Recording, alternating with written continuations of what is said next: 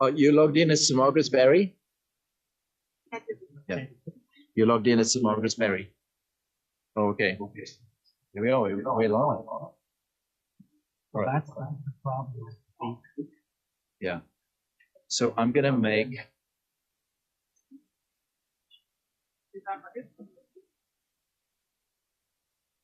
He does sound. There's another one. There's another. Yeah, I'm making you host.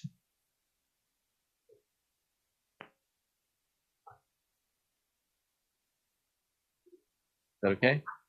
And I'm gonna switch my volume.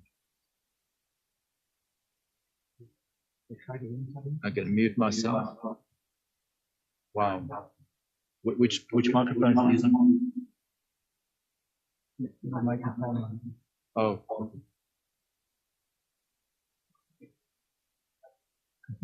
Because we'll be picked up. Oh, okay. All right. Yeah. I'm assuming those licenses are. No, two of them are we doing the music for, and the other. Are we? Are you using it? Yeah. Oh, okay. Yeah. But I'd asked Bob from Oh, okay. Thingy to do it. The music, it's all guitar based. We can just do it. You're gonna have to watch them. So there's the problem.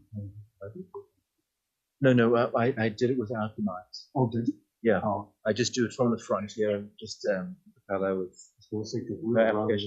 Yesterday, kind of fun. No, I don't want them messing with it.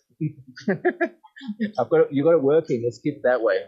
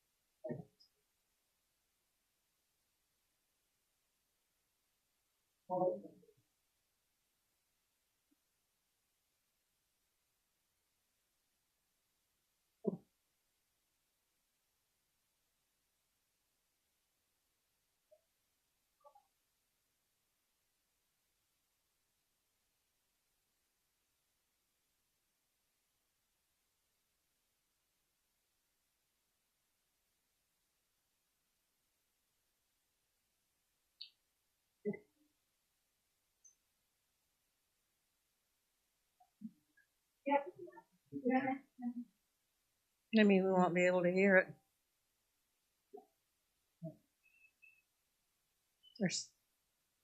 It's not doing too well.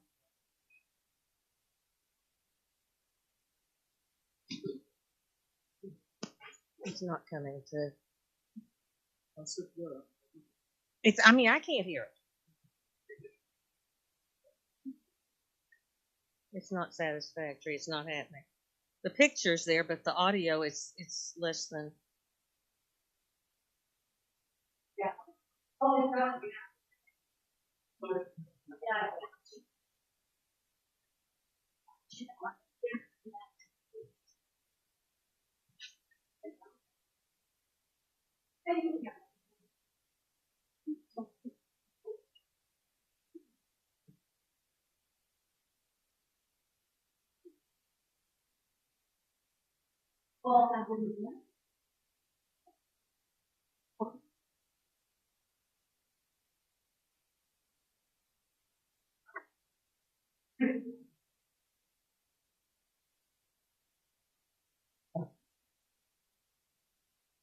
No, it's.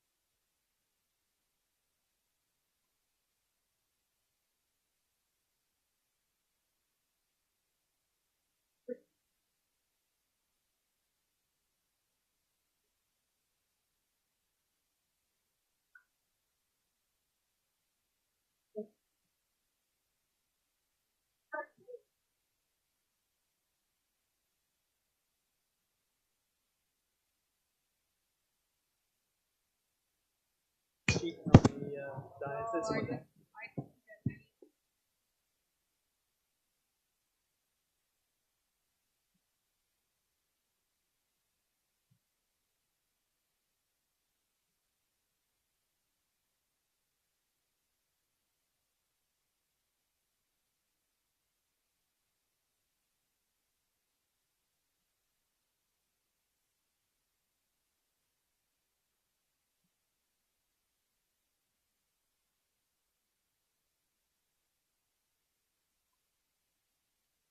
With Trinity, it will be higher.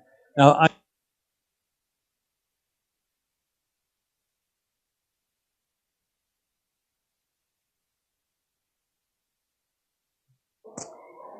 let's see what's there. So, and you've got your salary that you're getting. Yeah.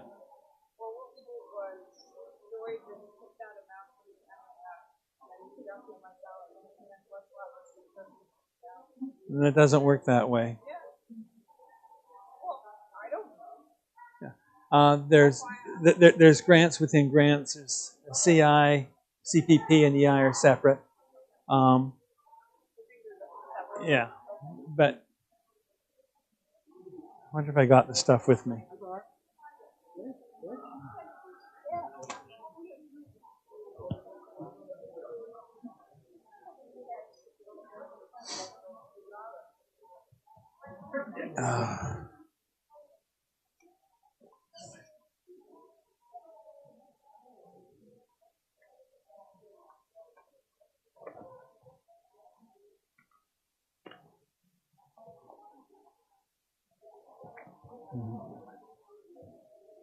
Oh, good.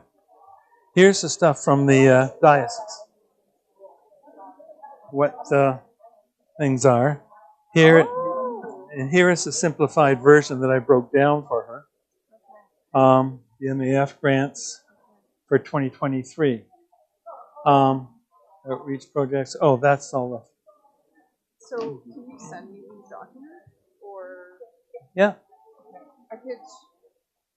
This. Yeah. This. I need that one. This one you can have. It's on my computer. Okay. It's just the presentations to the thing. And there's your part, what you're being paid. Oh, okay. And then this is all just from the St. Margaret side. Okay. Okay, that's what you get paid. That's what the we take out, and so on. We take out your vacation pay and everything else. I wish I had the whole thing from the diocese. That you can have. That one I need that. So you have the whole thing from the diocese? Yeah, I'm not sure I'm supposed to, but I got it. Oh no, it's wonderful. It's about a 40-page document, but I just no posted it. So it'd be nice if I had all of these documents. Yeah. Okay. So that's I know what I'm doing. yeah, that's the project plan, and I've summarized a lot of stuff in here. Okay, thank you. Okay. For now, I can just photocopy, but do you think that you can send the rest? Or? I didn't bother copying the rest. I asked Simon for the They budget, sent it and Simon just sent little bits and pieces. Like some of these, you see page 22 or something. So Simon should have it all. It is. One thing you learn about administration is not putting Simon down, but power trips, they only give you what they think you need to know. Gross. I dumped everything on my staff. You know. Yeah. Oh, God, yeah. Well, And so. I'll see. Send me what you have. I'll Yeah. try to copy this. Yeah. And when you look under payroll expenses, that also covers secretary and custodian and everything else. See, our budget is a mess. I wanted to reorganize the whole thing last year. This year, I've got people on board. So, but yeah, and like I said, these are St. Margaret's figures. Trinity's will be the same, or should be. Okay. Well, that's a lot of. Okay.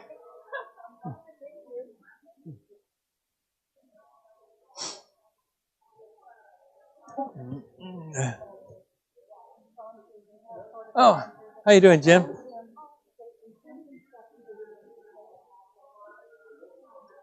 Oh, hello.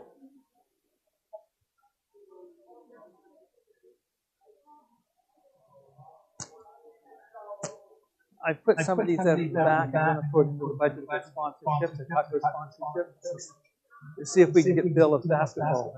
He was trying to.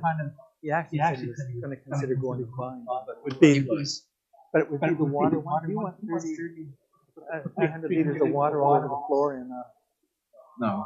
so the good ones are about 507.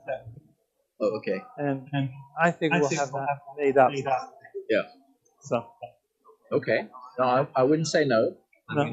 Good. So I was saying, Simon wants you to give more money. Hello.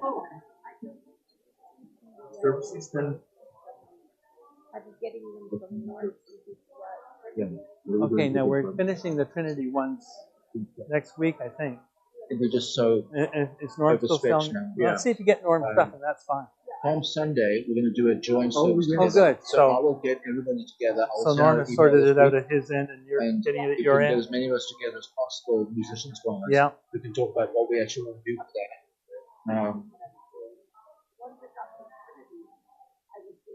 We did Huggy Saturday last year. Susan did Huggy Saturday last year. Okay. Yeah. Well, my problem is, if I have an early morning meeting, I don't open my phone to look at the emails until noon sometimes. Yeah. So what I'll do is I'll email everybody this week, and then we try and get together the following week. Yeah. Just talk through planning around, because we need to plan Palm Sunday and go for that. It's funny. Good. Okay, so if you run into any more problems, just let me know. Okay. Okay. Thanks, Meg. So it's maybe Yeah. Oh, I know. Well, sometimes you must get it from Suzanne's cell, Suzanne's email, Doug's cell. No, it's about 4 people now. But if Avi join us, Okay. there's talk of them joining us. Yeah, They and have she a can substantial choir. Yeah. I cover the insurance. She covers it. No, that'll be a trip. that'll be a trick, yeah. Okay, good. And Good Shepherd doesn't have a choir. Yeah. So really about us Trinity and probably Avi come on board. Yeah. They wanted to start outside and come in. So started with music outside and then procession. Horrible day. Yeah. Anything's possible. Anything's possible at the moment. Yeah. Hello, Bill. I've got 10 of those envelopes yes, at so the I- back. I'm going to talk about sponsorship when I do the budget. See what we get. You got one? Right.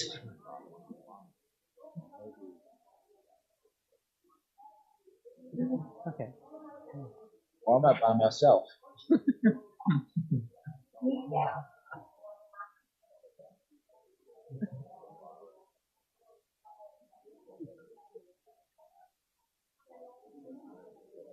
Ken, could you do me a favor?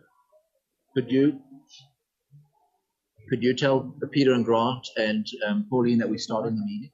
Because they're in the office. If you want to just get them out of the office, that'd be great. And Colleen. Okay, so he's done it.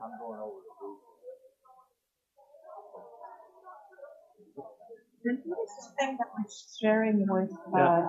Is it one of the water ones? I don't see it. Oh, it's on. Hopefully that'll. If it leaks, we're in trouble. They usually are pretty. Legend Mail and Voice. It should be sealed okay. Oh, that. Okay. That's good. There's so many things on there. Oh, it's okay. Thanks. Thank you, Ken.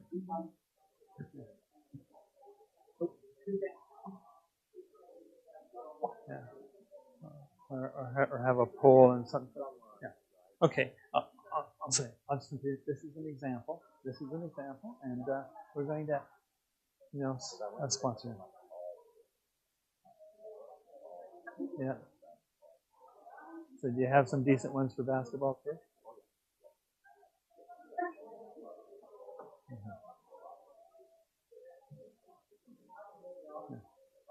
Oh, you trying to get me off there?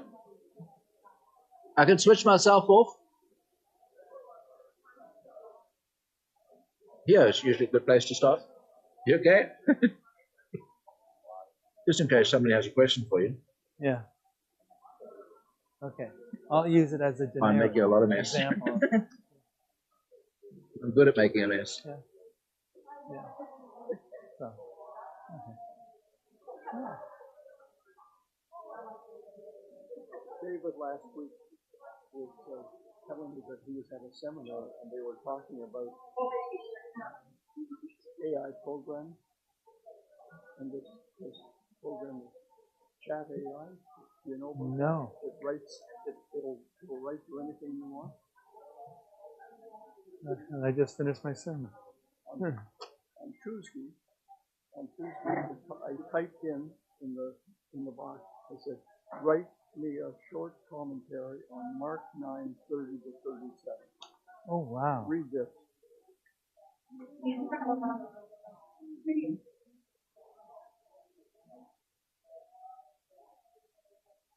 Okay.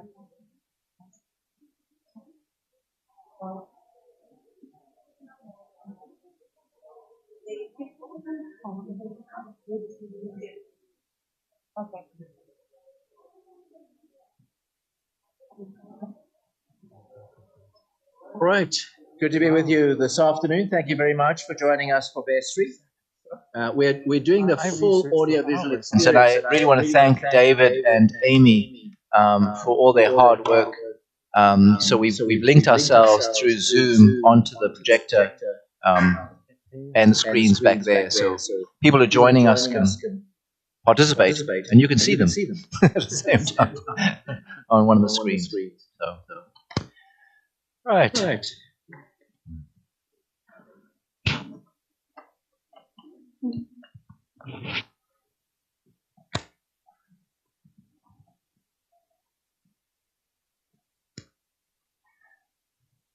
As a remark the other evening, I'm not sure where I'm meant to take the chair to, but I have taken one of these, okay?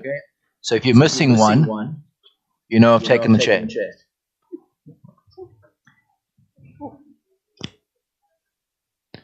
Yep, that's right.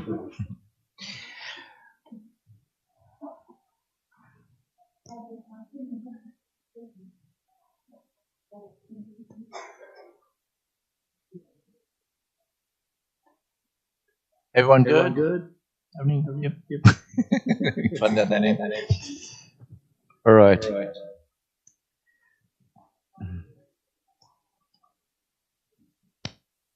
Is Grant in here?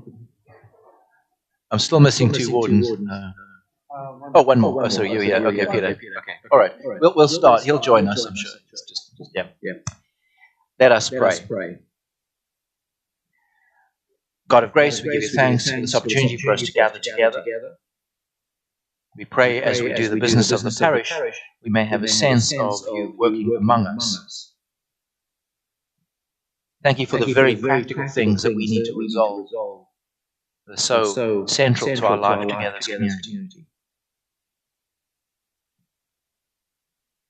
As we gather, give us clarity and a sense of purpose. We pray in Jesus' name. Amen. Appointment of vestry clerk and scrutineers. We're going to need one scrutineer on the audiovisual. So, Amy, you're good to be a scrutineer for the online votes. Thank you. Any other two people in congregation who would be willing to scrutineer if we have a count? Or do you have to go, Wendy? Thank you. Somebody else being willing to be a scrutineer if we count, just to make sure we count properly. Somebody who can count would be great. Norman can count. You count, Norman. Know that you count.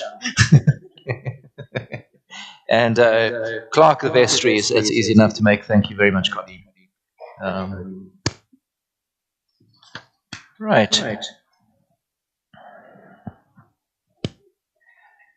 So you have before you the minutes of our vestry from the 27th of February 2022, and just gives us an opportunity to follow up on that vestry in terms of things that may need to be corrected in the minutes, added, or clarified.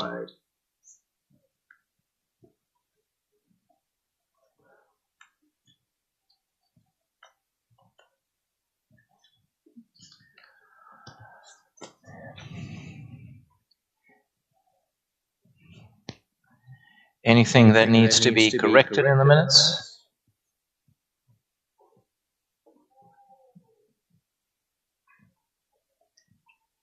There was a person who was present at vestry who couldn't work out who it was by their signature, writing illegible. If your name is missing or you recognize somebody missing, please do tell us from there. And then just please remember to fill in the register for vestry from there. And then Amy's facilitating those folk who are online to make sure we know who they are. All right. Any corrections that need to be made to the minutes from last year?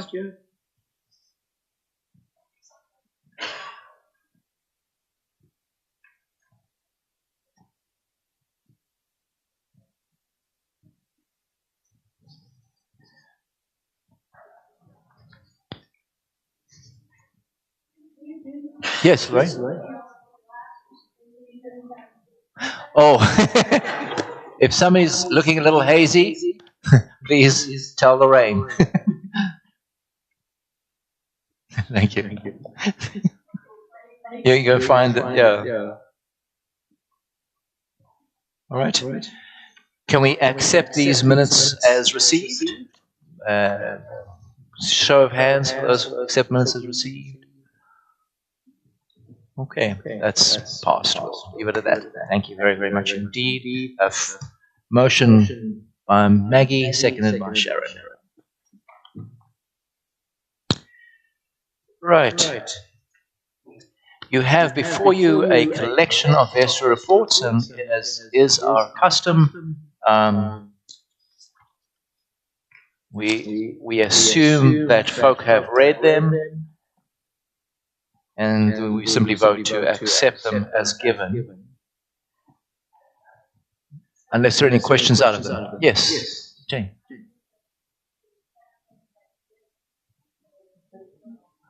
Okay, thank you, Jane. That motion is off the floor. Would anybody like to second that motion? Thank you, Sharon. Vote in accepting those very well-written reports. Thank you very much indeed. Well put by a teacher, by the way. There's I'll give you an A for that response. That was fantastic. A paper version? Anybody need one?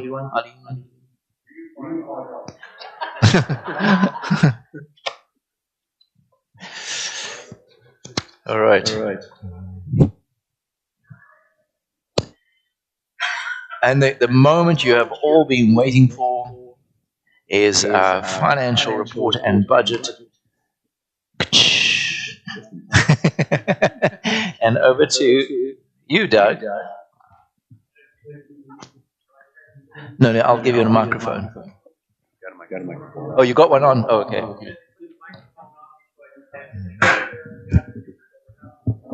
Okay. As well. And I'm near the side door.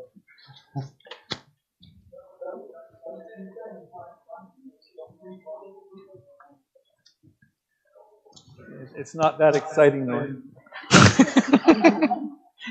That's what you think. We also printed the 2022 budget in the vestry report this year, so you can look back and compare if you wish. But a quick highlights are in the vestry report about last year. The budget last year was prepared the first couple of weeks in January, and then a number of things have happened, and you can see, I guess what people are looking at, two things. One is a $21,000 deficit last year, and an explanation for that. We were planning for 12 months of attendance, and optimistic on the percentage of people we'd have coming back.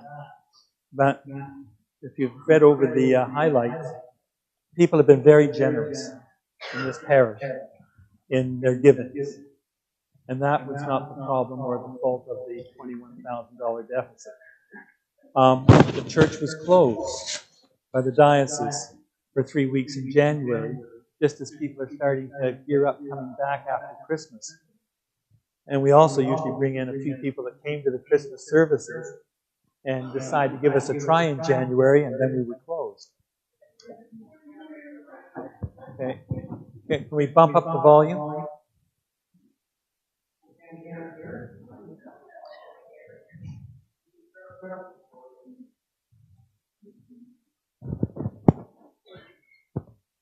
Okay. Are we sounding better? Oh, that's better, yeah. Okay, now I can't keep secrets on the budget. Anyway, so we had a slow start in the year because of the closure, and then we ended the year because of the bad weather, not wanting to risk people. We didn't have our Christmas services. And although many of the envelopes for Christmas came in the weeks before, we were hurting there as well. Our attendance started out in the year, last year, at about 50 to 60%, and that seemed to be fairly standard right through until after the summer. Then we did pick up a bit then.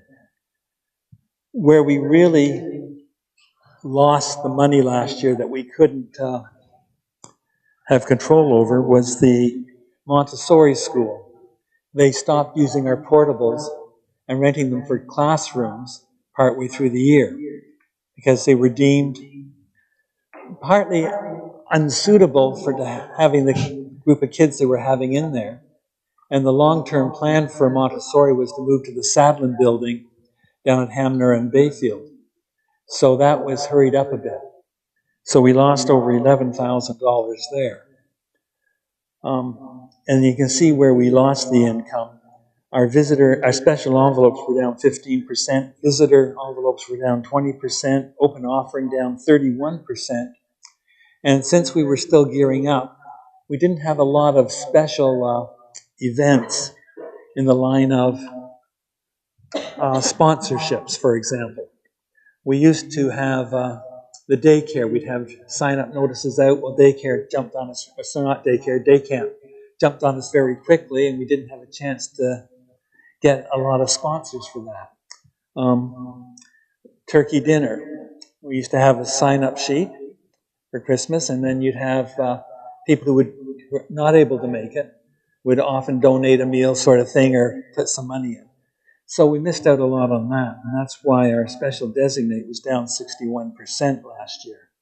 We didn't ask you to give money for anything. We're going to correct that.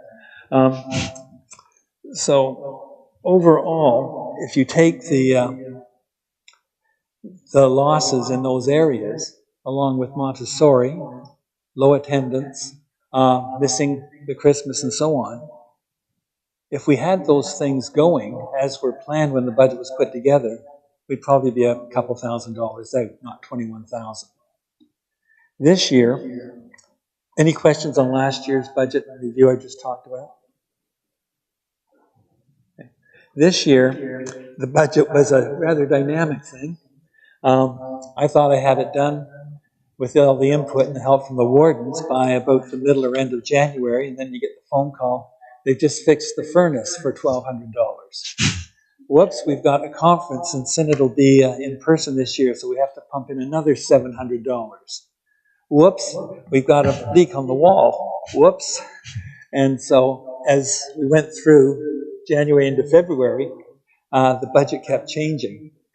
What may be frightening for some people, if you take a look at last year, our income was only in the area of $268,000. And this year, we bumped our income to $314,000 and something. If you think that may have caused question for you and scared you, it sure scared me. But the reason the budget is so much higher this year, and it's not the first time we've had a $300,000 budget, by the way, if you go back to pre-COVID. We have received a number of ministry allocation funding grants. And they cover a number of things. They cover off programs that we'll be running this year in conjunction with Trinity as well. Dr. Amy Pauley is finally being given almost a living wage, and so on. And these are all covered from the grants. That's the good side of it. We will be receiving over $23,000 over last year in ministry grants alone. The other side of the coin is some of that money is very specifically located for what we have to do. And we have to behave ourselves. The diocese does expect accountability, as it should. So the grant is kind of renewable every 6 months if we're doing as we said we would be doing. But that is basically the big increase in why we're into the 314,000. So the budget was developed looking at our expenses. And if we can hold the line on our expenses and increase our givings, the budget that you see before you for this year is probably very doable because our attendance is increasing. And I must say a thank you to so many of the people that come in online who have continued, in some cases, to drop off envelopes. They've also, we are receiving funds now through Canada Helps, where they donate there through a credit card, through various other means electronically. So our people online are also to be thanked for their generosity. Now, that being said, I'm going to put a plug into the wardens again. The budget format is a little archaic. We talked a lot this year about reorganizing it, because when you look at the categories, we don't have things like online givings. We don't have a lot of expenses that are kind of buried here. Poor Joyce sometimes gets an expense and it doesn't fit the budget, so she puts it in somewhere that best fits. And the same with givings. So next year we hope to have a more refined and up-to-date budget. This budget 5 years ago, 8 years ago was wonderful. But over COVID, we've had so many changes in the way we have expenses and the way we give. So I just ask you now to take a look at the income side of it on the 2023. And are there any real questions? Things like PAG and regular givings, I simply put an increase as to what the increase was from the previous year. I went back to pre-COVID budgets to get an idea of where we were and how it comes together. And if we have the same percentage increase in PAG and in regular givings as we had last year, these are the figures that come out. There's youth. We didn't have a youth budget for the last few years. And if you go to the expenses, you'll find we spent a few $1,000s on youth expenses, whereas we never put that into where the money would be coming from. Much of the money that is in there came out of our regular budget, but some of it was through sponsorships. If there was a youth activity and Bill would post it, people could sign up to help support it. I told you things happen fast with the budget this year. At the back, you'll find envelopes. It says, Youth Basketball Net. Down at Trinity, they have one basketball net. And I don't know how Bill plays as a referee as they're running back in one direction only. But we needed a new net. Now, apparently, a generous parishioner has donated funds to get one of those nets. I was going to ask you people to donate funds to get one of those nets. But that's an idea of sponsorship when we're doing things. So you can see exactly where your money is going. If you would like to donate to the youth group, it will probably not be for the basketball net, but for the basketballs and other things that go on. But you may find envelopes showing up like this from time to time, and people are very generous with that, and they have been in the past. I like to give my money to something specific. You know, if it's someone's dinner, if it's someone's basketball net, someone beat me to it this time, who's now kicking themselves probably. But, so we put money into youth, and that's kind of a seed money. It's not going to cover all the youth expenses we have this year, but it gives us a start. You can see from the Montessori portable usage, it went from 21,000 last year. It's usually about 32, 33,000. And we're down to 15,000. And what Montessori are using that portable for now is storage. And hopefully they'll be using it for storage for a few years.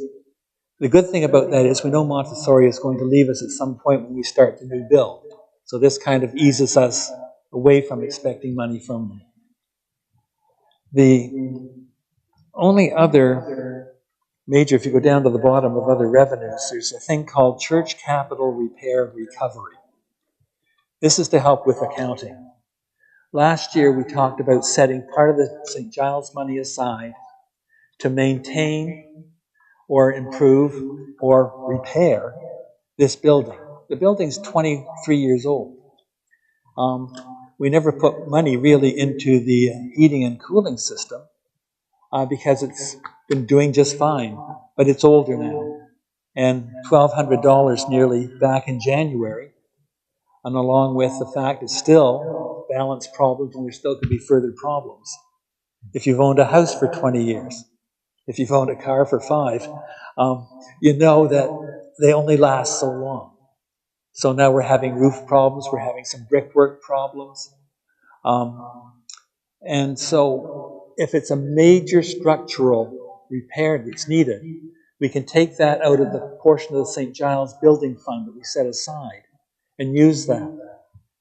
But if you go over to the other page for expenses, I've also got, what do I call this? Capital repairs, church capital repairs. We put in $2,500. If you're having someone come to do a repair, they want a down payment. They want a deposit. So rather than keep going to the major fund at the diocese, we'll cover it if we've got the funds available.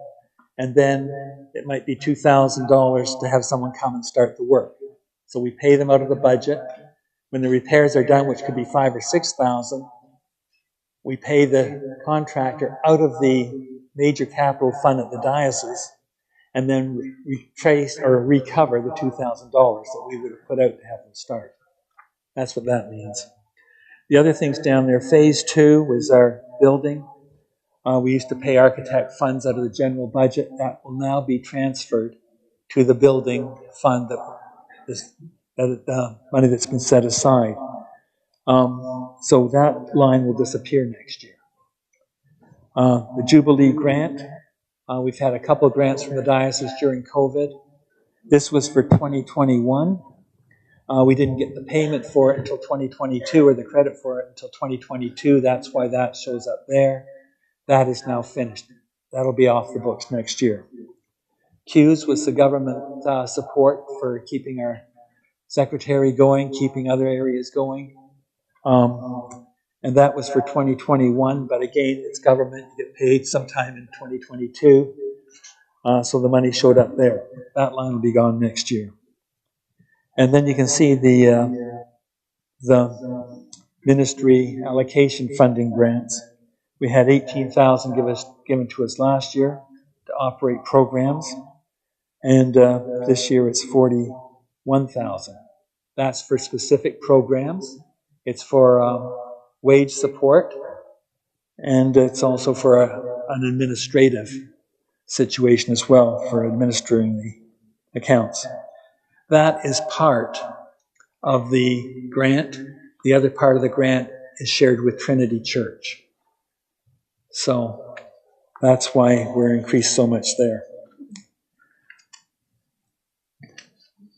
Day camp receipts, we received $16,000 last year. We budgeted $18,000 this year, but like I said, hopefully we'll get a sign up there, bring in equipment for the day camp, or sponsor a child for the day camp.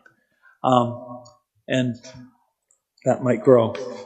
Any question on the, doing it all backwards here, any questions on the income side? If there's no questions there, I'm getting off really easy today because the other side of it, the expense side, is basically a hold the line from last year. There's no major increases. If you want to go down in the ministry side of it, we're holding the line on things. Discretionary fund.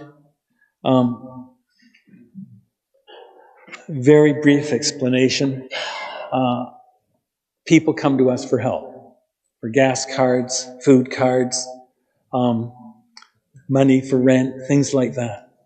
And normally we just put $1,000 in there and then we absorb it some way or another. I don't know what the number is this year. I've heard it's much higher than the 2,800. We don't record who gets the money because it is confidential. We don't record who gives the money back because that is confidential. Some people do make a donation back when they're able. It could be a year or 2 years after even.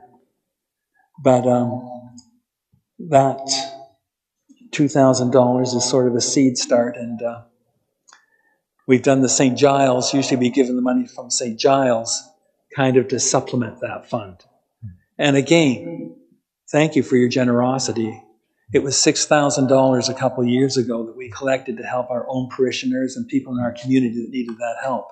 It was about $3,000 last year. And you won't see it recorded anywhere because it's under the income side, and Joy finds the appropriate place to put that. So the only other major change that might be in there, if you find it first, let me know. Fundraising expenses.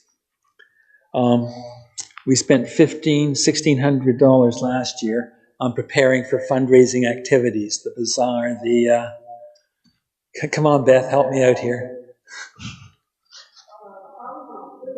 Food, yes, and things like that. And a lot of that, it doesn't mean we're going to feed you less or have less activities. What it means is that, you put your $5 in with the coffee money, you put your sponsoring some of the meals, the pancake, things like that. So we make money. The $750 is there to make sure we've got money to start things up. Running down, youth ministry, I already talked about. We expect to spend out of our budget $500. Last year we spent nearly $1,700 on the youth, but a lot of that was, again, sponsorship and the parents of some of the kids and what have you. Outreach, no major changes, except when you get to community support. And that is the MAF grant that came in to run programs that we will be running. Now you get into synod and special conferences. We put money aside to support the people going to synod in Toronto. So that has not been in there the last couple of years during COVID. It's come back. Clergy, you can take a look at. That is really out of our hands. The diocese gives direction as to what the stipend increase should be every year, and then benefits, pension, and everything else go along with that. The travel allowance is the one thing we do have some control over. And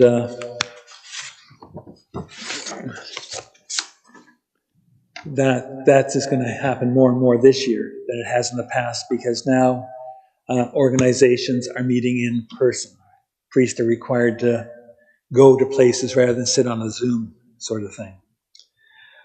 Other personnel, lay assistant, that was a tricky one for me. Last year it was $4,200, and I know there's a number of things coming up this year that didn't happen last year. One is Beth is going to have to run her program for all those people with the responsible ministry. There's a whole waft of us, I think, coming up this year, so you get to do your thing. I'm not concerned if we spend more there, because the more we spend there, it's usually the more money that she brings in. So that will balance off. But didn't want to get too scary with the budget. Most other things, payroll expense, a lot of that is absorbed from the ministry allocation grant. Okay. Other than that, things have seemed to stay in about the same direction as they have been. There's no super fund that we can draw on, or a reserve fund. We're trying to hold the line as best we can. And you have to realize the budget is rather fluid. We are getting things in that would be part of the 2022 estimates, and they're coming in now. But since it is money that is coming in now to keep the auditor happy, it goes into this year's budget. The same, on the other hand, we have expenses going out. We write checks in late December for various things, and nobody cashes them until the middle of January, so you have money coming out that was really planned out of last year. And as we go through the year, the budget hopefully will be overall as it should be, but individual accounts may be up or down. The same with income. We hope is up and the expenses down, but that's the way it looks. So at the moment, we're looking at $314,639.37. The 37 cents is to make it look like I'm being very exact. Okay. Are there any questions on the expense side? You know, I've done a lot of preparation for this. You're being far too easy an audience. Okay. So I guess it's up to, if there are no questions, I guess it's up to one of the wardens to make a motion that we accept the budget as presented. Go ahead.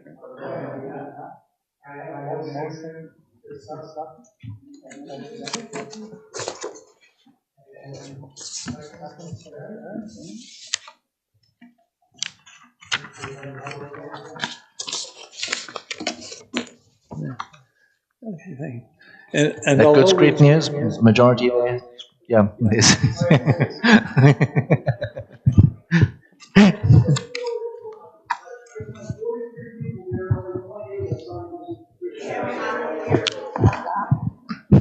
Thank you, Norm. Okay. Appreciate that. And there are envelopes at the back for the basketball net, which we now have. But if you would like to donate to the youth group, the envelopes are there. But during the year, when the youth group have something very specific that they're doing, you'll find the envelopes out there. And thank you again for your generosity beyond the regular givings that we receive at the church. Thank you. Thank you very, very much indeed, Doug. Appreciate this.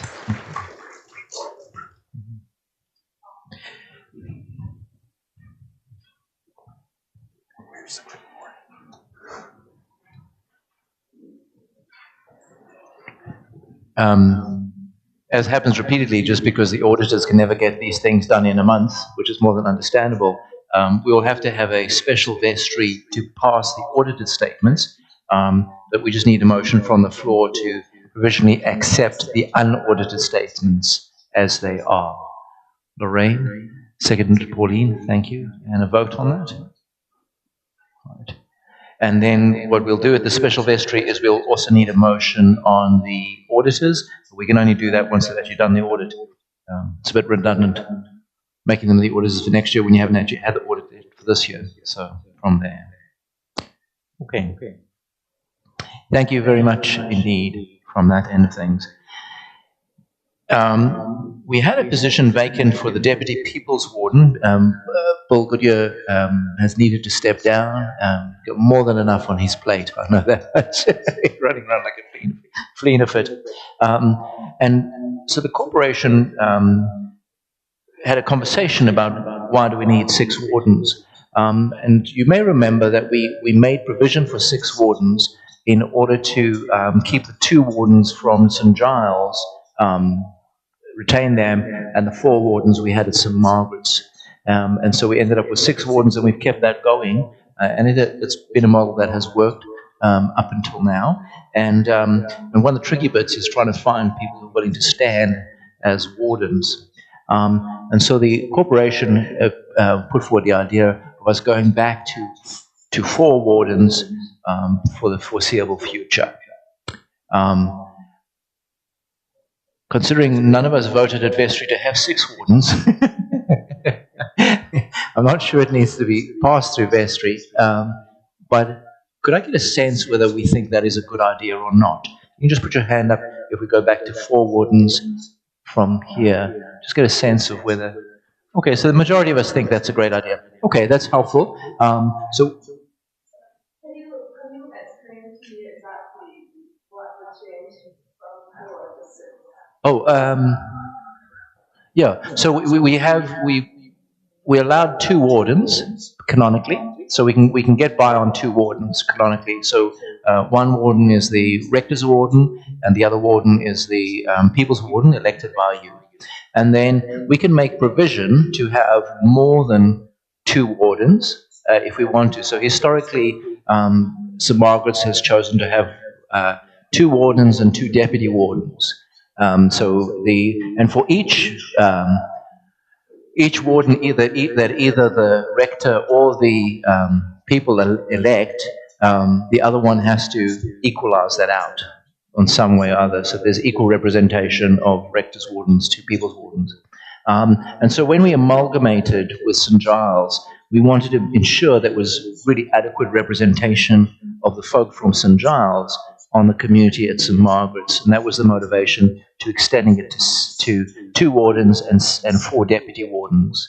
And what's become trickier is constantly finding replacements for deputy wardens. There's no legal requirement on us to have 6 wardens, or because that's a corporation.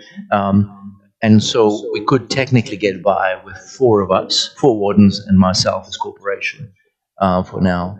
But it's really a question of whether folk feel that we could do that on some level or other. All right?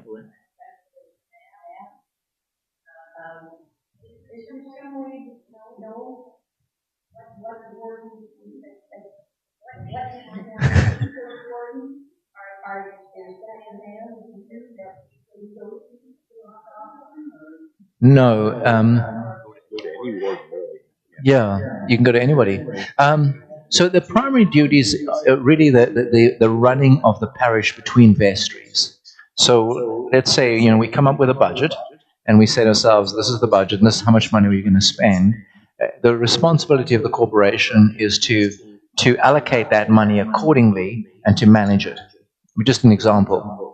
And so that's a decision the corporation make. We don't have somebody on the corporation who manages the money for us.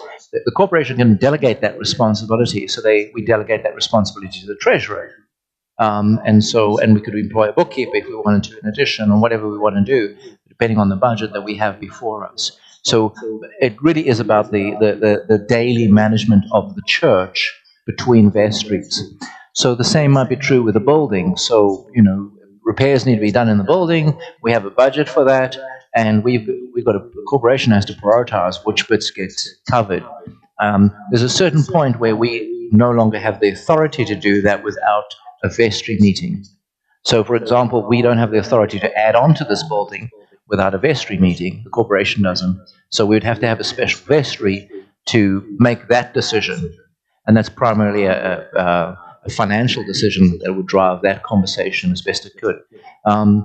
The same would be true with managing the offerings that come in. That's technically the responsibility of the wardens and the corporation to manage the offerings, banking, all those sorts of things. Then the wardens are also signatories to things. So they're the folk who can sign on behalf of the parish. A warden is there as a trustee of the diocese. In other words, this building and all the finances and all our life as a community actually falls under the responsibility of the diocese. That responsibility gets designated or delegated to the wardens and the corporation to deal with. So in the community, technically I'm not employed by St. Margaret's. I'm appointed as the bishop's representative in the parish. And therefore I have a duty of care to the bishop and accountability to the bishop. In the same way, the wardens have an accountability to synod for their function and to the director of the diocese for their responsibilities in managing the fabric of the building and the daily care of things. In the old prayer book, we also had they're responsible for the linens and all sorts of other things, which they technically are, but I mean, they delegate these things to the Chancel Guild or whoever. So that's how the corporation functions. That responsibility is delegated down from there. Yeah. The only difference that wardens have as distinct from deputy wardens is that the wardens can get sued. And that's it. It's a very comforting. Yeah. So technically, Grant and Peter can technically be sued by somebody. I can't be sued. Technically, I can't be sued, and the deputies wardens can't be sued either. But we have insurance to cover them. We have to pay insurance to the diocese to ensure that if we are ever sued, that they have a fairly limited liability in terms of their care. And the reason being is that they're the legal signatories for the diocese, but they also are technically responsible for the building, for example, and the finances. So if we had somebody who wandered off with our money, then the wardens are responsible for that. If somebody slipped on some ice outside because the grounds weren't maintained properly, technically the wardens could be sued for that. If we had an incident of a sexual misconduct incident, for example, with somebody who was a vulnerable person, involving a vulnerable person, technically the wardens can be sued for that as well. They're responsible for screening, for example, all those sorts of things. It's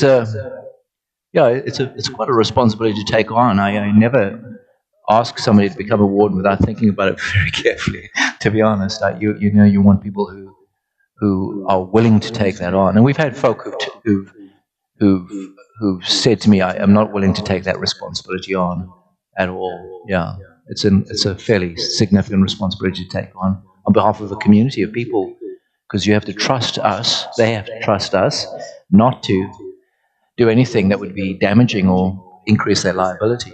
Yeah. Pat, yeah.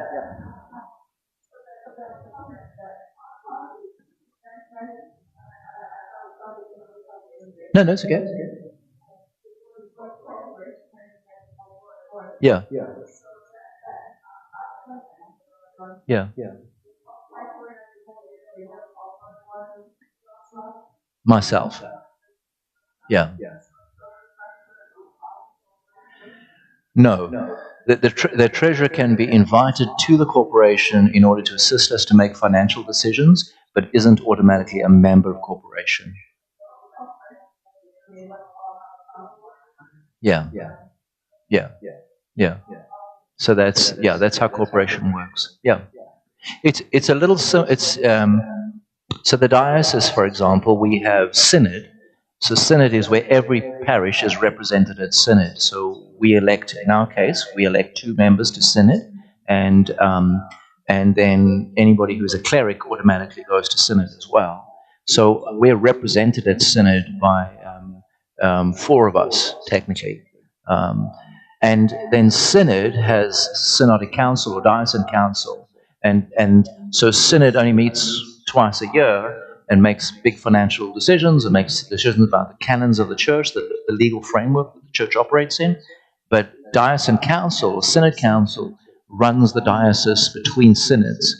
So I'm on synod council, so I am one of those people who makes the decisions about how the diocese spends the money and does all those other bits and pieces within it. So some of us have, but the parish is just a microcosm of that. They're equally elected and equally appointed. So in our system, if you could imagine our system, I'm technically the bishop in the parish. As the incumbent of the parish, I'm technically the bishop. Yeah. And then I get to appoint rectors wardens. So that responsibility falls to me to find, in our case, historically now, 3 people who would stand as rectors wardens, and then we elect 3 people as vestries. And the same thing happens same thing happens at synod. At synod, some of us go because we are there to represent the bishop. So the minute I have a dog collar on, I'm attending synod as a representative of the bishop. So I'm like the bishop's warden in essence, in some level, and then you get to elect representatives to go to synod as well. So that's, I mean, it's equal. It's meant to be an equal system of both from there. And part of it is our theology, and Anglican theology, of those things that are sacred versus those things that are secular. So historically, what has happened is those things that are sacred are managed by the incumbent of the parish and the rector's wardens. And those things that are secular, the building and the finances and so on, are managed by the people of the parish. We don't retain that distinction theologically any longer, but we still retain the system that made it happen. Yeah. So, does that help? Yeah. It's so different to a congregationalist system that so many of us may have grown up with, where the congregation chooses far more. In Anglicanism, it's divvied out. Yeah. All right. Does that make sense? Help you? Okay. All right. So what we'll do then, I think, is we will go to 4 wardens for corporation, and we'll work on that assumption going into the new year. Laura is away. She's on vacation, and she indicated that she's willing to continue her term as warden, and Peter's more than been here for so long. It's been ridiculous. And next year will be an election year, both for our synod reps as well as our people's wardens yet again. So we'll have a full election next year, because it's a 2-year cycle we go through. Okay. Good. Make sense? Yes? Good. Okay. Thank you very much indeed for that. I'm going to hand over to Dr. Pauly for the social justice motion. We're already there, Amy. Sorry. Yeah. While Amy just sorts herself out, by the way, the other offices that we do have, our envelope secretary is vacant. So if there's somebody who wishes to fulfill that responsibility for us, please do chat to the wardens if you're willing to cover that responsibility from there. Okay. Otherwise, Grant's going to have a lot more in his hands. He has volunteered to manage that for us for now. Hello. In your vestry report on page 24, there's the motion.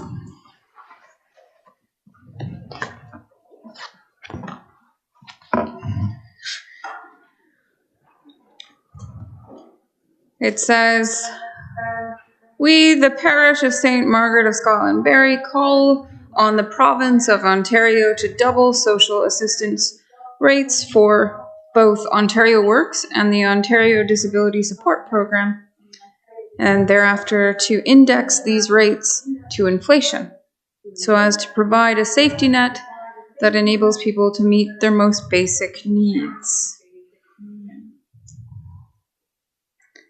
So we're asking to double OW and ODSP. So to give some context, OW is for a single person. Per month, it's $733. The average studio apartment in Barrie is $1,025. ODSP, the maximum one can get is $1,124.75. So if there was a studio apartment available, they would have $100 left over in Barrie for a studio. 1 bedrooms are $1,875. So we're asking to double that. Is this helpful, the exact figures? Per month, $733 a month for OW recipients. Again, the ODSP, that's adjusted. So if you're in subsidized housing, they will adjust the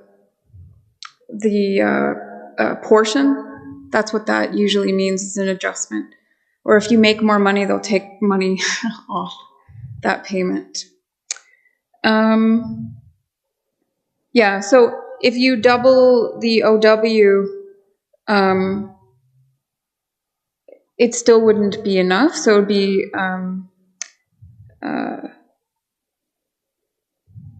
$13,497 a year.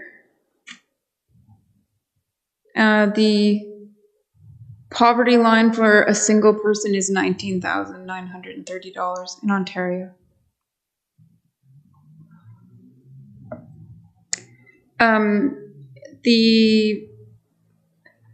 Currently, I think over last year, they raised ODSP by 5%, which is good. But that is $59.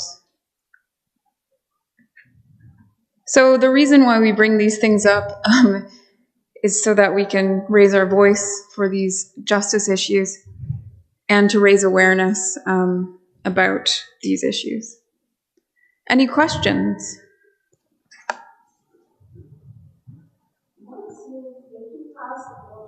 Huh?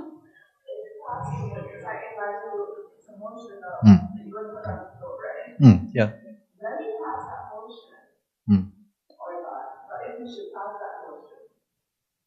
What else after that? What do you do with that? What do we do after we pass the motion? I'm just I'm repeating the question so people online can hear. So it sets the agenda for advocacy work within the diocese. So the Social Justice Advocacy Committee. I'm part of the subcommittee on poverty reduction. So, there are letters to the MPs, MPPs, as well. The bishops may have meetings with them, the MPs. We also, we just raise our voices. We're allowed pre-budgetary consultation with the province as well, and they invite us to come to the budgetary meetings and other legislation meetings. So a lot of this advocacy work is about raising awareness, and if you want to, you can write letters as well to your member of parliament. It affects how we think about things and how we vote. From here, you could maybe ask your neighbor, did you know that Ontario Works is only $733 a month?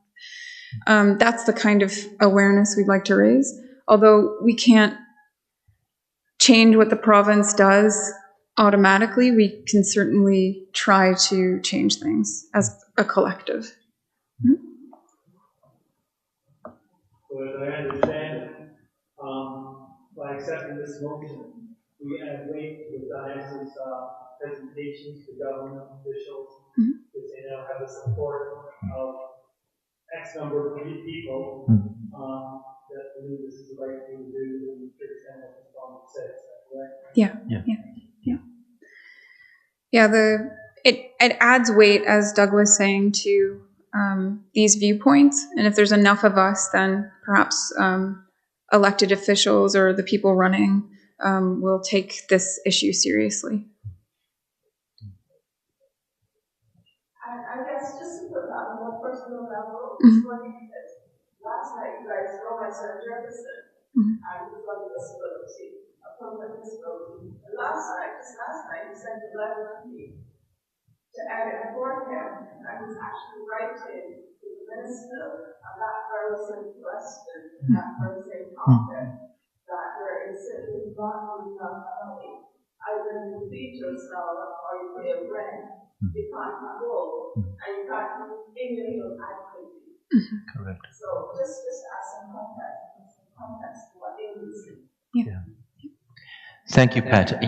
We've noticed that the breakfast program, for example, and the Sally Army have recognized this as well, is that there are increasing numbers of folk who are housed but can't afford to feed themselves, who come to breakfast programs, lunch programs at Sally Army, and so on.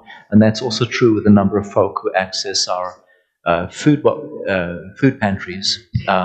Is that often if I spend the time just chatting to folk coming to access that food, many of them are actually employed or on some form of disability, and simply just cannot afford to even buy food at the end of the day. And I think it's just become ever more real to us, I think, now.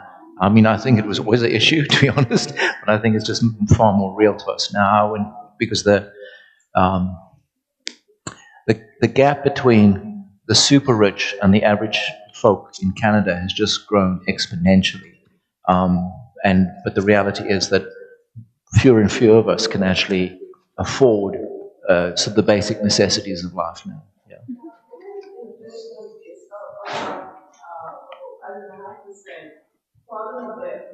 Yeah. The cost of living has gone up by more than 6%. You can see it in our supermarkets. Yeah, yeah. Like go to buy our food. Yeah. But the income has not necessarily gone up. Yeah. For most people, particularly for those that provide work at. Yeah. And so the situation has become very, very critical, I think. Because we've got so many people now who are under the poverty line and who have become almost invisible because who wants to sit right? We are also talking not only about those people, but we're also talking about families of our congregation who live on a fixed income and who can no longer hardly afford to go to those girls. Never mind now. Yeah. So it's becoming a pretty depressing and urgent problem. Yeah. So that maybe what we're getting to this motion forward. Thank you. Any more comments or additions to that conversation? And now we will need our scrutineers, because I think we have to give them a real number for this. Yeah, so keep your hand up and let Wendy and Norm count. Are we good to vote, Amy? Yes. Okay. Those in favor of the motion, let's count.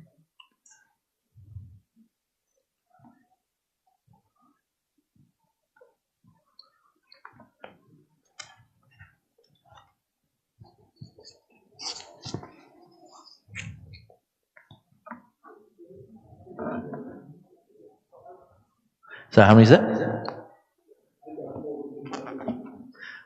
We'll 40. Okay, we'll do 40.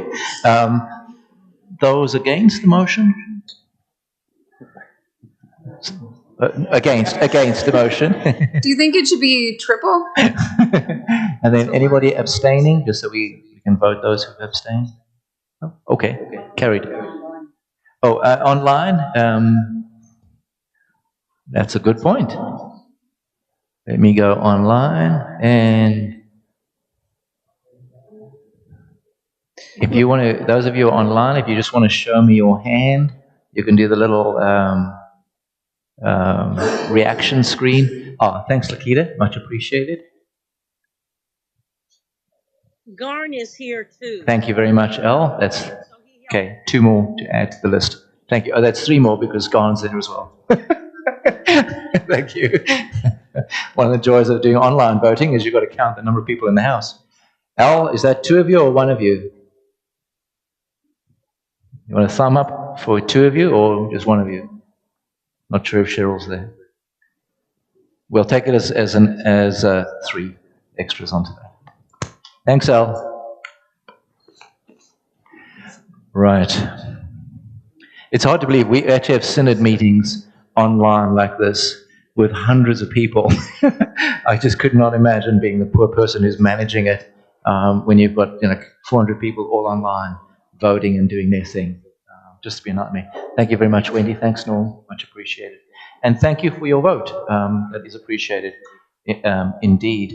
What the diocese does, by the way, it takes all of these and compiles them and then puts them in together for a report, which then goes as part of their motion to Ontario government as an input into the conversation.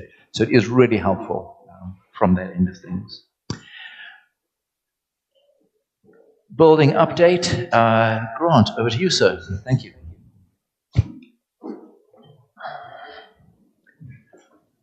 Can you hear me all right? Yeah. As many of you know, we have a building here. It's a lovely 23-year-old building. If we're humans, we'd be in the prime of our life. It's a building we are now into our first generation of rebuilding and repair. But I want to start before that, just touch on our future hall. In December, we had a meeting here, and for those who were in attendance, we were working just from sketches of what I'll call a streamlined, downsized addition, a hall to add to this building. But before you think streamlined and downsized, I think I want you to focus on the word that we can build this building with the money we have. That's our current belief. So the good news is we have an opportunity to add a hall, get the kitchen we want, add the washrooms that building code requires us to have. And I think from the St. Giles funds, we're going to be able to achieve that and have money, sufficient money from that to effect repairs to this building.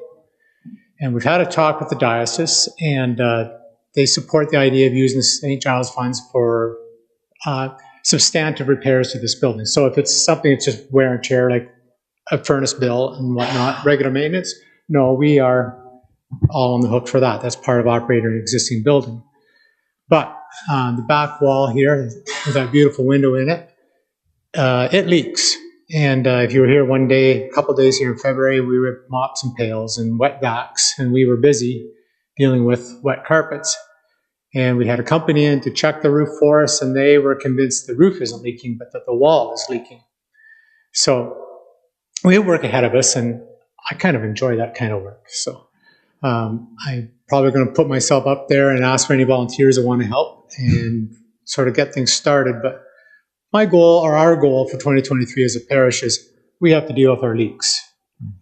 And I think what you'll see this year is you might come in on a Sunday and see a few holes in the drywall there because we want to investigate to see how much water got into the insulation and whether the studs are in bad shape or if it's just the exterior cladding.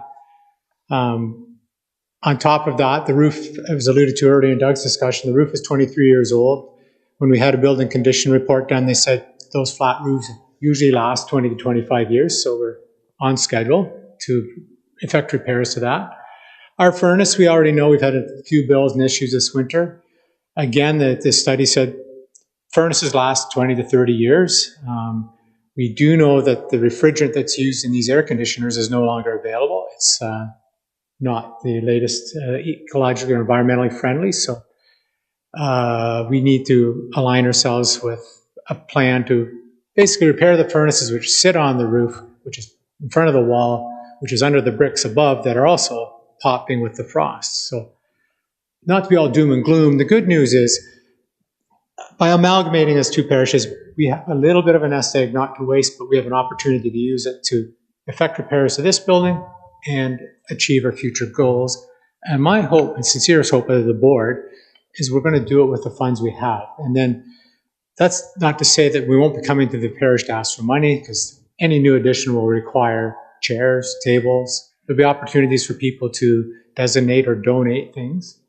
And but I'm excited by it. Like, I think I'd like the parish to feel the excitement. So as much as I might sound flat and doomy about it, we have an opportunity here to, make something of what we have and add to it. And hopefully come out 5 years from now saying, look what we've done, and we're no worse off financially. But we'll be modernized and updated, more efficient, and probably be set for the next 20, 25 years. So that's the building report. It's easy to start at the start of the conversation. I think as we go through the year, I'll have more definitive results as to what we found and what we think and what it might cost. But I think we have an interesting year ahead of us. My goal is next winter we walk through here and never see a pail on that floor. Yeah. Are there any questions or? Just a point of clarification. Grant and I were hoping we would have some architectural drafts for this meeting, but the architect actually had COVID and has been basically on hold for the last month or so, and so hasn't been able to do that for us. But what we will do as soon as we have that input is we'll call a special vestry in order to have that conversation as quickly as possible. We feel the urgency of simply getting it done.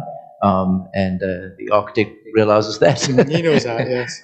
And so we'll hopefully have Sean doing the dog and pony show fairly soon, to be honest. Yeah. And the sooner the better, in my world. Yeah. Oh, sir. Do you see shovels in the ground in the foreseeable future? I would hope so. trip. I think so a couple of troubles we have aren't so much technical as they are process. And I think as we explained in the December meeting, 2 layers of process. We have to go to the diocese for approval, seek their approval, and then we have to go to the city for their approval. So even if I had a fully completed set of drawings from our architect here today, I foresee we could be 18 months before we had all our approvals in place and get 18 to 24 months even before we go to tender and get a contractor on board. I think for the scope and scale of the building we are going to put up, I would think we hope we can build it within a year from the time they break ground, foundation, building walls up. But I don't want to over promise. I think I'd rather under promise and over deliver. But I could see it might be 4 years from now before we actually having coffee in the new kitchen, new hall, by the time we get through it. Indications from the city of Barrie now for commercial sites is around about 2 years approval process in the planning department, which is a long way off. And that's just the reality of the city of Barrie at present. Laura is far more knowledgeable on these things than we are, because she's still very connected in. And so, we're just well aware of that being the reality. From a diocesan perspective, we're not imagining major hurdles because we're not having a massive capital campaign.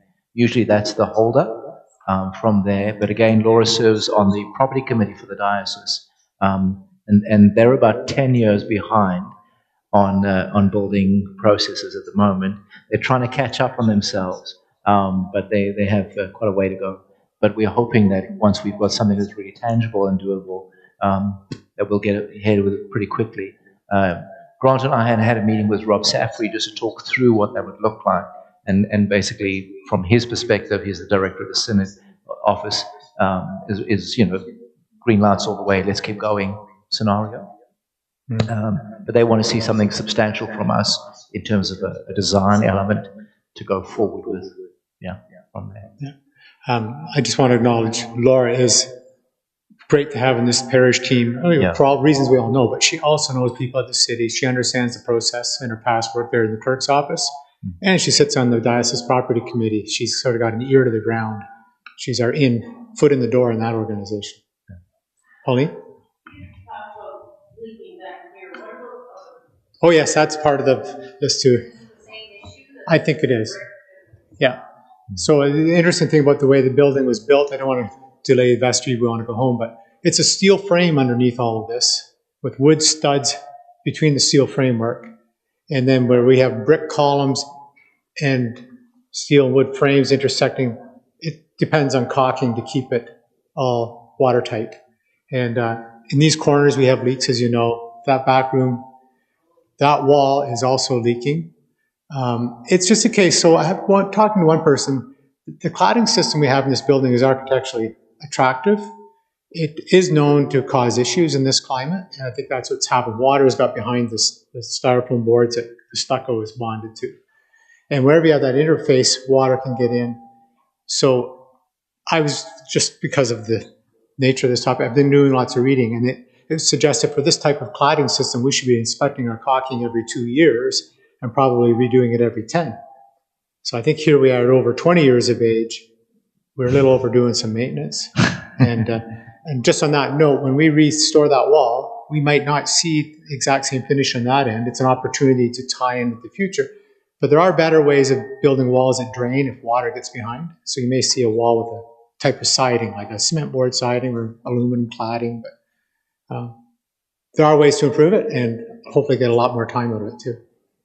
But yeah, their goal is to try to get it all. Any other questions? Okay. All right.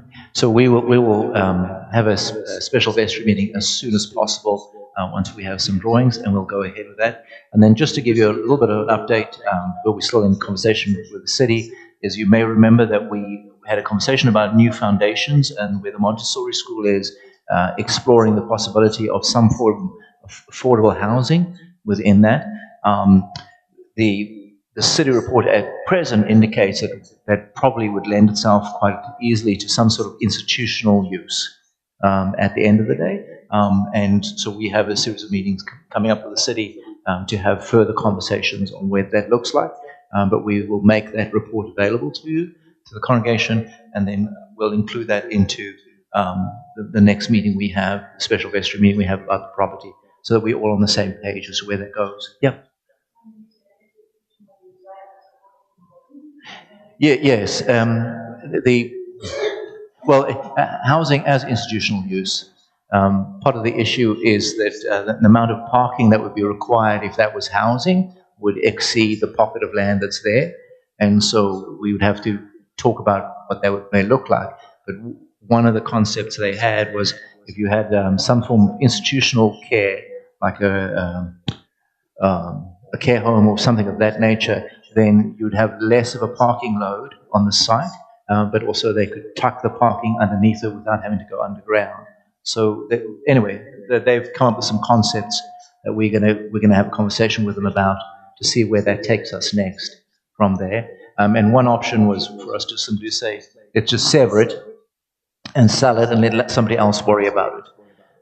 As you know, they have a number of different options. Or do we have a conversation with Anglican Homes, or do we have a conversation with any of the other organizations that the diocese is dealing with at the moment around affordable housing?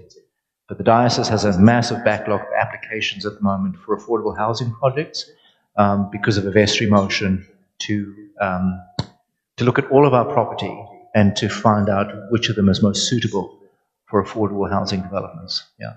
So that's a big chunk. And at the moment, the diocese is working with United Church in order to try and dovetail what we want to do with what they want to do. We have 4 of those here in Barrie. 4 of our churches in Barrie have all got those sorts of projects going on at the moment around affordable housing. So we're just one among a number of parishes. Yeah. Yeah, so Trinity, for example, we also worked through new foundations, and we've just got a report from them indicating that Trinity could probably have a high-rise unit on it of probably 16 floors or so. With us, St. George's Allendale and St. Paul's Innisfil, all of us have applications to have a conversation. And so the city has funded those research projects and then provided us with reports. And we're in conversation at the moment with those. But if anything comes from it, it obviously has to come to vestry. If we have to sever, if we want to choose to sever, for example, we need to vote as a vestry to sever land. If we want to go into a partnership with another agency to put up some form of affordable housing, then we'd have to have a vestry motion on that with a design element and all those things. Yeah. Does that help?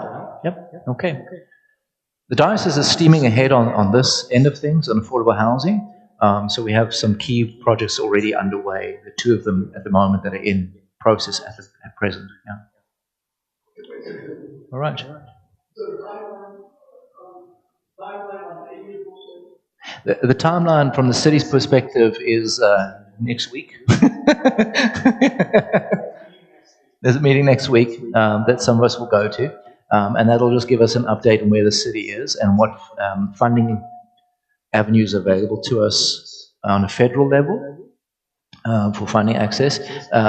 If we go beyond that, in terms of the diocese, that would be I'm not sure what the timeline would be there, but Laura was quite realistic in saying the diocese already has enough of those projects on its table at the moment, this processing. So if any more applications come in, it'll take a little longer. Yeah. All right, that just keeps you on board where we're going from there. So if anybody wants to know what's going to happen to the Montessori schools, we can just say, don't know. They will have to be flattened at some point soon. But in terms of the land, from there. Yeah.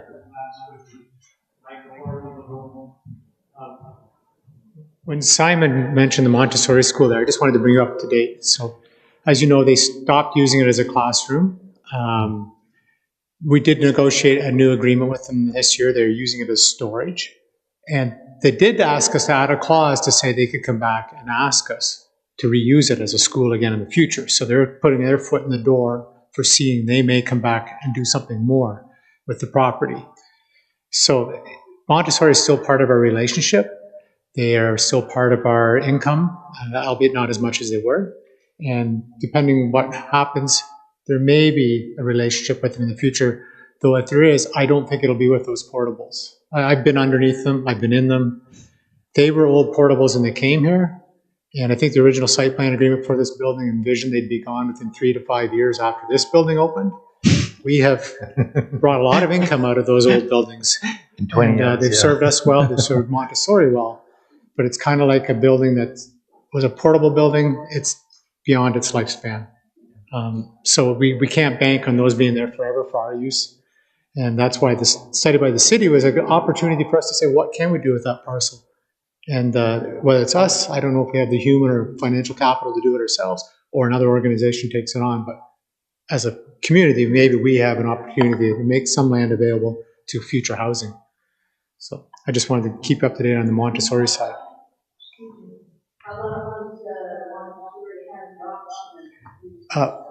We renew it annually in September, so it's an ongoing conversation. But yeah.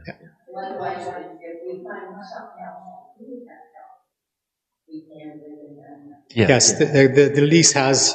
We can give them. I think it's 4 months' notice, even starting today, to say things have changed for us. And similarly, they could give us 4 months' notice and say they're moving. But okay.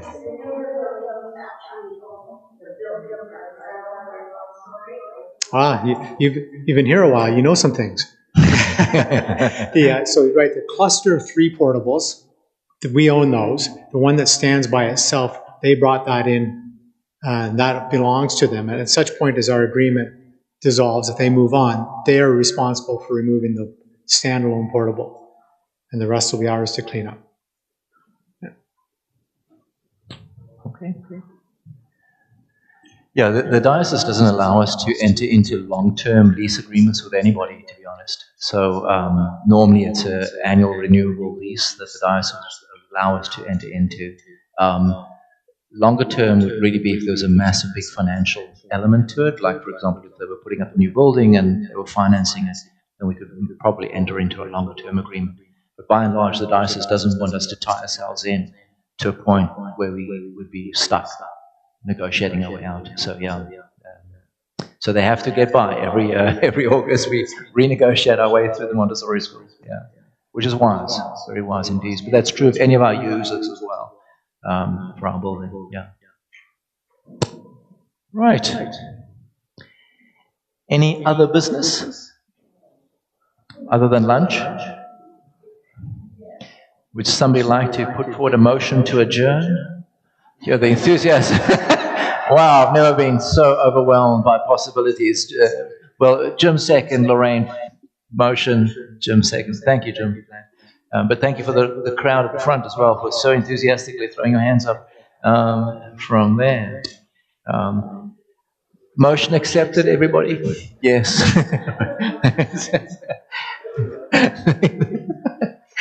All right. Thank you very much indeed for joining us today, and much appreciated, and your input is greatly received indeed. Let us pray. God of grace, we give you thanks for this opportunity we've had to do the business of the parish. We thank you for the decisions we've made. As we go into this year, we pray that your hand will continue to guide us. In Jesus' name, amen. Oh, just a reminder, Reverend Susan sends her apologies to the meeting. She is chairing vestry at Good Shepherd, and do keep her in your thoughts and prayers. They have some really tough decisions to make going into the future. So, but from that side of things, your support is appreciated. So thank you very much indeed. Have a good day. And some of you, I will see you back here at 7 o'clock this evening. If you're still awake. Thank you to those online. Much appreciated.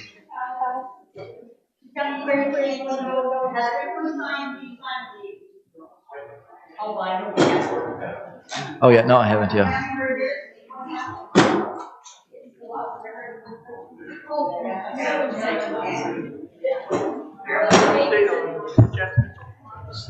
Oh, she's doing it.